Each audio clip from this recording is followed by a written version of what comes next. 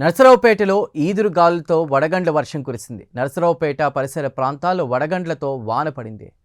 మొలకలూరు వద్ద రోడ్డుపై కరెంటు స్తంభాలు, చెట్లు పడిపోయాయి. దీంతో ఇబ్బందులు పడ్డారు అక్కడి వాహనదారులు. క్రేన్ సహాయంతో పోలీసులు వాటిని తొలగించారు.